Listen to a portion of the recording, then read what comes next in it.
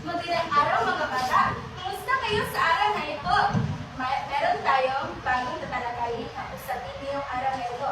Pero bago ang lahat, hayaan niyo kami ipakilala ang aming mga sarili. Ako nga po pala si Binibini Jana Negroni. Pero pwede niyo kong tawagin Miss Ja. Uulitin ko, pwede niyo kong tawagin Miss Ja. Ako nga rin pala si Ako May Sarat at pwede niyo kong tawagin Miss May. At ako po pala si Jubilee Sikoy, pwede ko matawagin Teacher GD. Ako nga po pala si Regina Joyce Casillo. Pwede niyo akong tawagin Miss Joy or Binibining Joy. Ako nga pala si Binibining Charlene at pwede niyo akong tawagin Miss Cha. At inalayahan ko lahat tumayo para sa ating panalangin.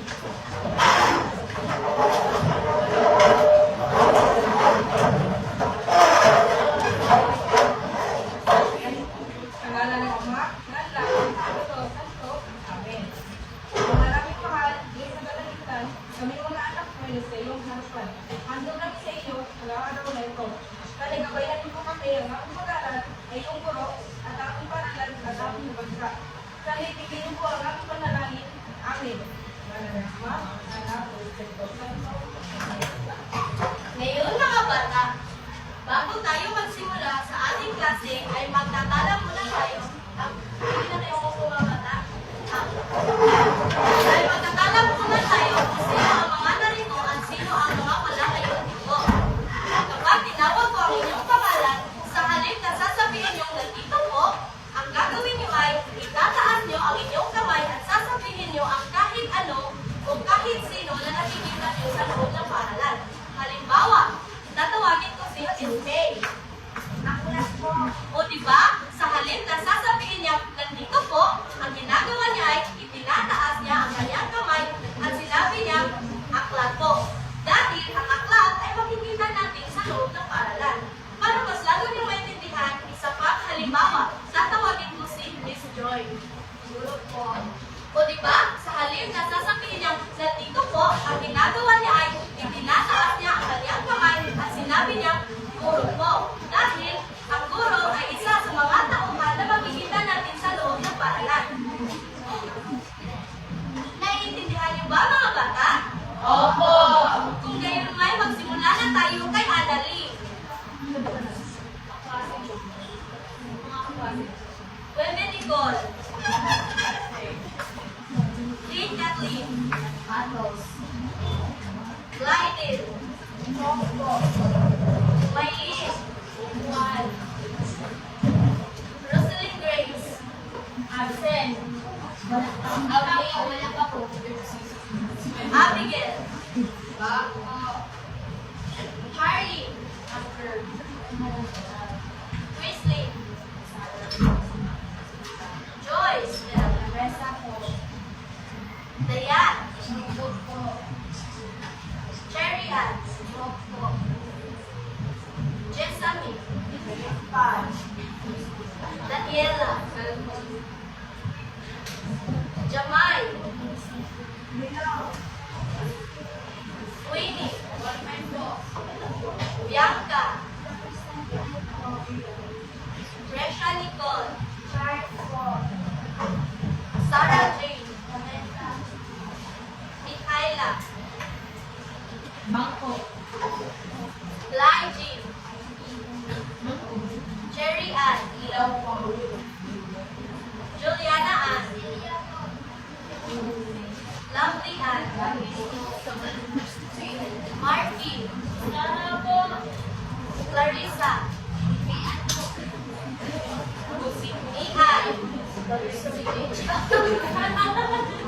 Everly. Rachel. Lizel Ann. Jilly Ann. Uniform po. Gian Marvel. Alicia. Ilag po. Francis Carey. Jinzy. Jessica. Justin. Winnie. Magaling mga bata. Ngayon ay tatalakayin naman natin ang mga alituntunin sa ating klase ngayon. Magandang araw. Meron tayong madidiskubrihan ng mga bagong impormasyon. Pero bago ang lahat, meron akong katakaran rules.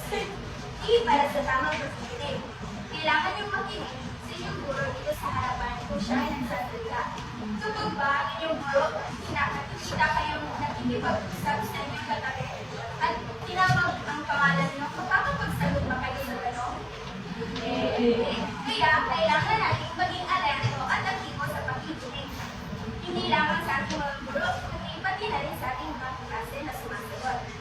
Pangalawa, A para sa angkat ng kamay kung gusto mong sumagot. Ito ay isa sa importante na patakaran. Kung gusto mong sumagot, kailangan niyo lamang itaas ang iyong kamay sa nahihinig na paraan. Sa paraan na ito, mabibigyan kayo ng pribilehiyo makapagsagot. Pangatlo, O para sa Opo ang paggalang. Kailangan natin nalangin ang mga taong nasa paligid natin, mga guro, mga kamag-aral, at maging ang mga taong nakumuho sa ating paaralan. At may isa pa akong paalala. Sa panahon ng talakayan, ang ating mga guro ay nagbibigay ng mga tanong. Ano nga ulit ang gagawin kapag ang ating guro ay nagbibigay ng tanong? Yes. Itaas ang kamay, salamat. Itaas ang kamay sa tahimik na paraan. Kapag kayo ay nabigyan ng pribilehiyo makapagsagot at ang iyong sagot ay tama, magkakatanggap kayo ng well done job stamp at good job stamp. Ito ay nagsisimbolonan na ipaglahok kayo sa panahon ng talakayan. At ito ay may gantimpalang reward. Kaya naman, maging aktibo sa pakikipaglahok sa panahon ng talakayan. Hello, magandang umaga mga bata. Maganda ba ang inyong umaga ngayon? Pwes, pag-agandahin pa natin yan dahil maglalaro tayo. Gusto nyo bang maglaro? Sabay. Ang lalaroin natin ay hulaan. Ang gagawin nyo lang ay may magpakita ako mga larawan ng mga tao at hulaan nila kung sino-sino sila. Handa na ba kayo? Pero may kaunti ako. Kaunti ako? Paalala ha? Kaunti ako paalala. Pag sumagot,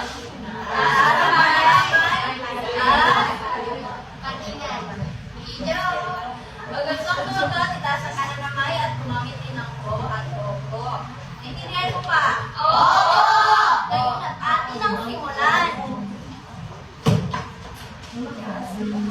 Sa nakikita nyo, sino-sino sila? Yes? Doktor, tama! Ngayon, sino naman? Bayani. Nandiyan ba?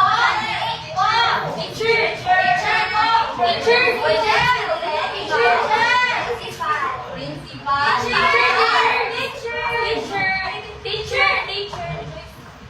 Guro, Mikaela? Teacher! Ikaw, si Lian? Tama, kaya natin malalapat si Jenny.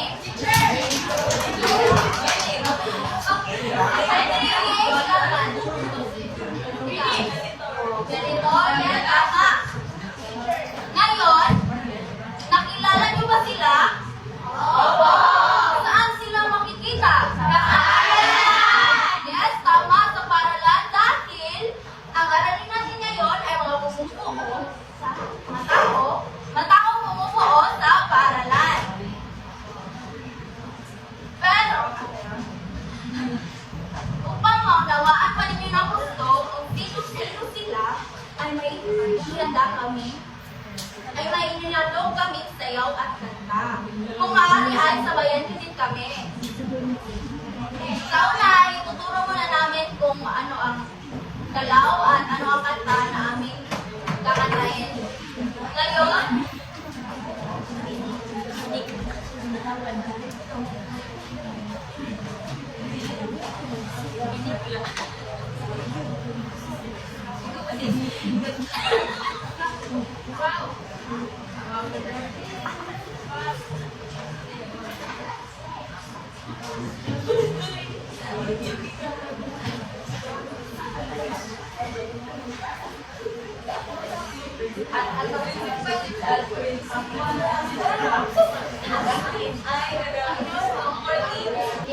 Ang una ay, aming guro, nasaan ka? Sasagot naman si sunod man ay, punong guro, nasaan ka? Narito, kumusta kayo? Susunod naman ay, mag-janitor. Mag-janitor, nasaan ka? Narito, kumusta kayo? Susunod naman ay, anak tindera. Tindera, nasaan ka? Narito, kumusta ka? Ngayon ay panghuli. Panghuli ay Guardia. Mamang Guardia, nasaan ka? Narito, kumusta kayo? Ang panghuli ay kayo naman. Mga mag-aaral, nasaan kayo? Ang isasagot mo ay narito kami. Nagkakaintindihan po ba tayo? Oo! Kaya natin ang simulan, gano'n may musika na. Maaari na, ganito kayo tumayo.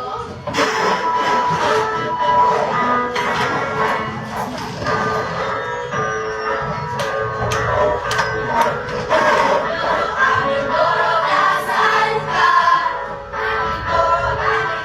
Nasaan ka? Nasaan ka?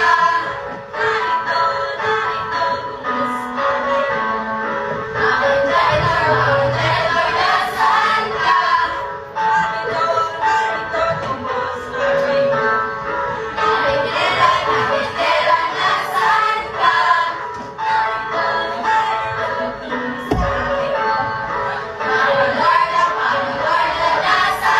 Guardia, nasaan ka?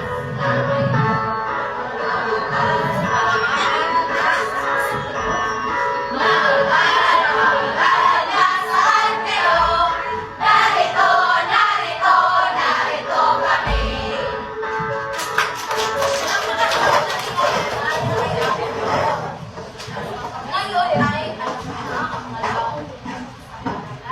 Ngayon ang atin ang kilalanin sila. Handa na ba kayo ang kilalanin sila? Oo! Ngayon ang atin ang kilalanin. Una ay ang mga mag-aaral. Ang tungkulin ng isang mag-aaral ay mag-aral na mabuti.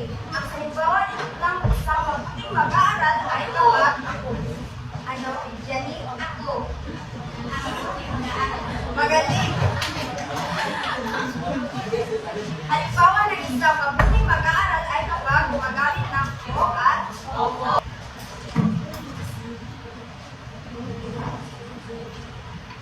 Next tayo. Ang guro. Nagtuturo sa mga mag-aaral. So, ang mga guro ay nagtuturo sila sa paaralan. Sino nga ba ang tinuturuan ng mga guro? Ako. Siya. Ang mga estudyante. Tama. Ikaw ay mahusay.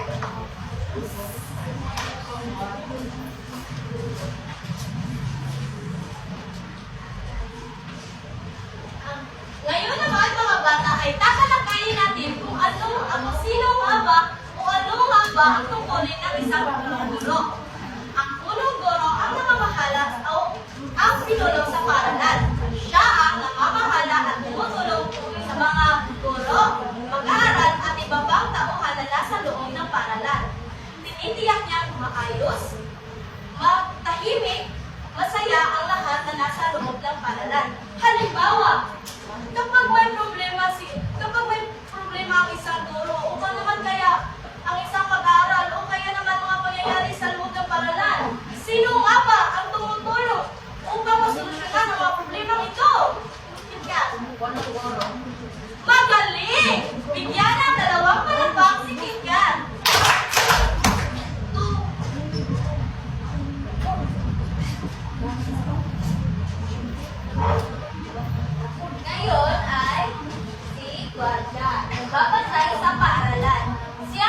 mapoprotekta ng atin. Pag ikaw ay walang ID, makakapasok ka ba sa paaralan? Hindi, dahil si Guardia ay siyang nagbabantay sa mga tao sa loob ng paaralan. Tama po ba yun? Tama! Ngayon ay alam niyo na ang Guardia. At ang susunod naman ay ang delitor. Ano nga ba ang delitor? Ang mga delitor ay pinagbabalangin malinis ang paaralan. At hindi lang yan. Ang mga delitor ay isang hero. Bakit hero ang mga delitor? Ako, teacher!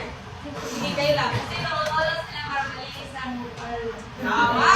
Bigyan ng limang palakpak si Kayla. At bakit nga ba hero pa din ang delitor? Halimbawa, may natapon kayong tubig sa silid. Ano ang sanhi nito?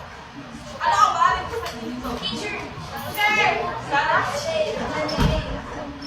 Teacher! Tama! At ang delitor ay pinapanatili nito malinis at hindi lamang sila yung nagdidilig sa mga halaman dito sa paaralan at pinapanatiling maayos sa mga humagaatan, lalo na sa kanila mga kalat at sila din ang nagtatapon ng mga basura na alungkanan dito mga basura na nilapon nila nilagay sa tamang lagayan. Ano ba ang importante ng delitor sa atin? Sige, Dea. Kapag may nawala tayong bagay sa Tama! Bigyan ng limang palakpas na yan.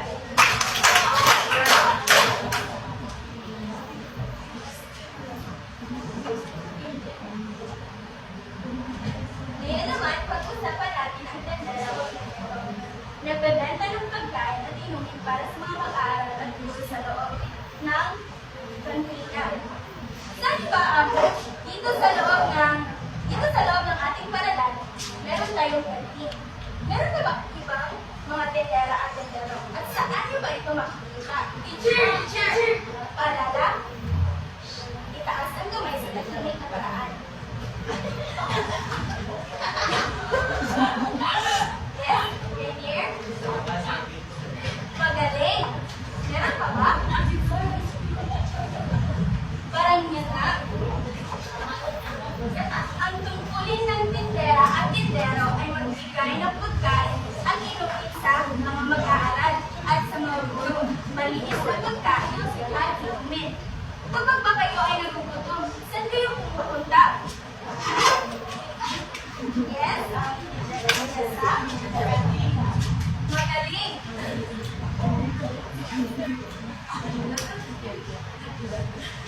So, upang malaman kung may natutunan na kayo, ay may nakala kaming mga tanong. Una, sino-sino nga ulit ang mga taong bumubuo sa paaralan? Teacher, kantin, guro. Tama. Ano nga ulit ang layunin ng isang teacher? Ano? Tama yan. Sunod? Sino ang sunod na siya? Punong guro. Tama. Ano ang layunin ng punong guro?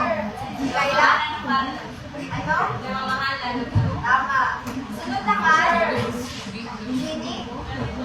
Janitor. So, ano ang tungkulin ng isang janitor? Naglinis. Meron pa? Meron pa ba? Ano nga rin mga ano lang ka? Lampi? Tendera. So, ano ang layunin ng isang tendera? Tama. At ang panguli? Now? Marcia. Ano ang layunin? Tama kayo dyan. Maraming salamat. Meron ka pang tanong? Paano mo maipapakita ang pagmamahal sa mga taong gumagawa ng paaralan?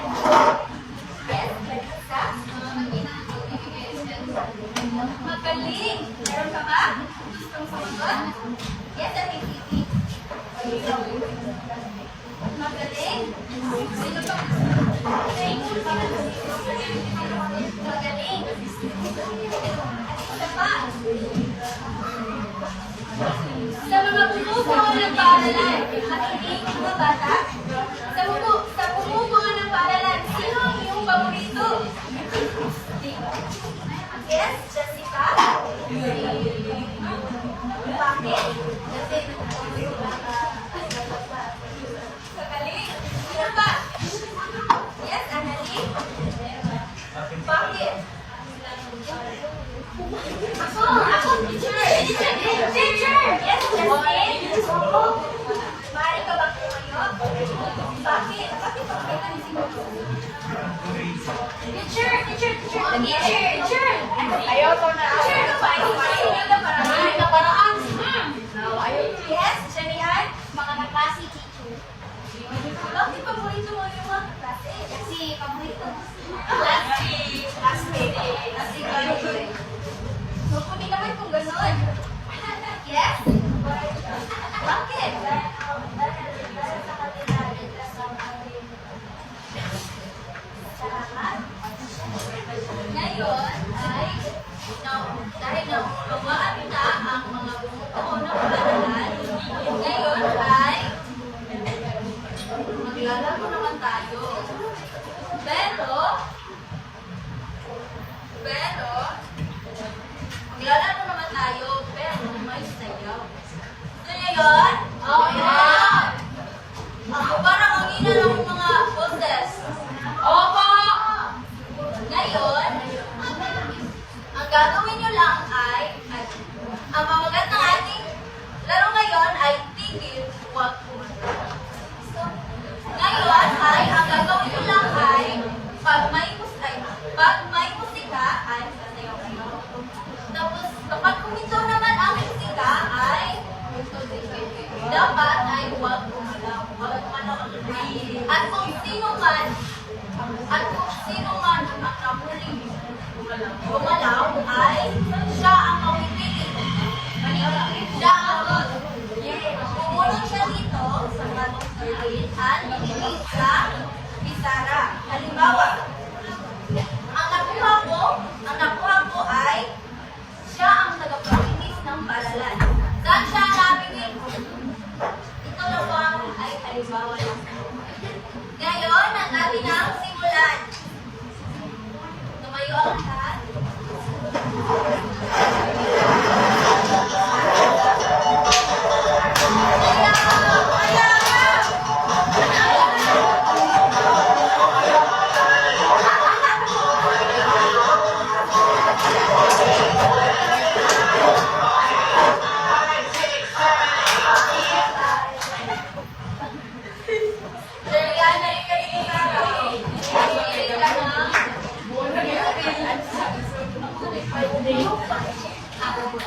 Sige, babasahin ko na.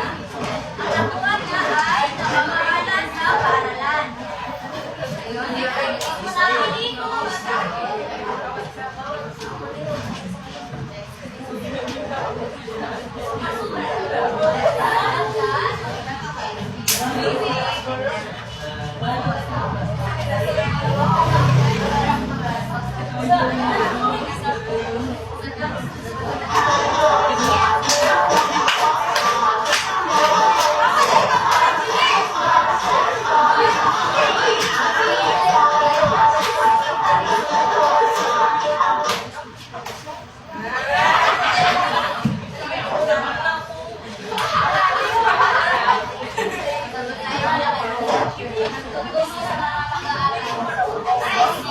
Ang napili ni Jenny ay nag-poster ng mga pag-aaral.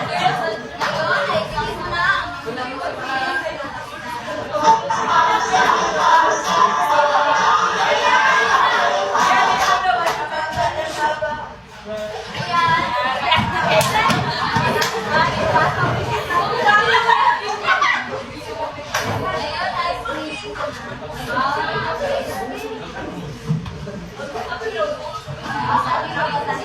ang naging hinihingian ay tukurin ay mag-aral ng mga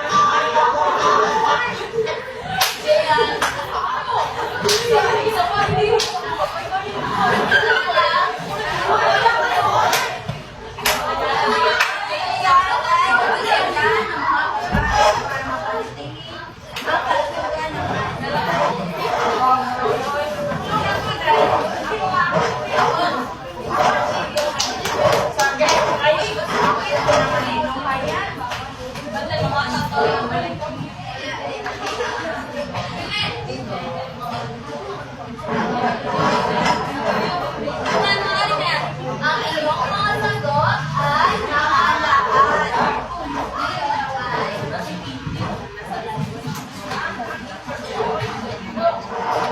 Ngayon mga bata, may itinala kaming mga pangungusap. Ang gagawin niyo lang ay itatapat niyo ang inyong hinalaki paitaas o thumbs up kung sa tingin niyo ang pangungusap ay tama. At itatapat niyo naman ang inyong hinalaki paibaba o thumbs down kung sa tingin niyo ang pangungusap ay mali. Kapag gusto niyong sumagot ay itaas lamang ang inyong mga kamay. Handa na ba kayo mga bata? Oo! Ngayon ay simulan na natin sa unang pangungusap. Ang paaralan ay mahalaga upang marami tayong matutupang mga aralin. Tama o mali? Sinong gusto sumagot? Slide J. Magaling! Bigyan ng dalawang palakpak si Lajin. Pangalawang namang pangungusap. Sa paaralan, hindi tayo magkakaroon ng mga ibang pang kaibigan. Tama o mali?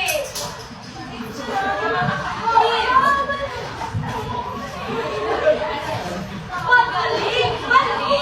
Dahil sa paaralan tayo nagkaroon ng mga maraming kaibigan. May mga kaibigan ba kayo dito mga bata? Sarap na ang pakinggan. Dapat lang magkaisip kayo dahil ngayon lang din naman ang magtutulong-tulungan. Ngayon naman, pangatlong pangungusap. Sa paaralan natin natutuhan ang pakikipagkaibigan, pakikipagkapwa-tao at pakikipagtulungan. Tama o mali? Jessica? Magaling! Bigyan ng tatlong palakpak si Jessica. Ngayon naman, pang-apat ang pangungusap. Ang bawat bata ay dapat alagaan ng paaralan. Tama o mali? Marky! Magaling! Bigyan ng dalawang palakpak si Marky.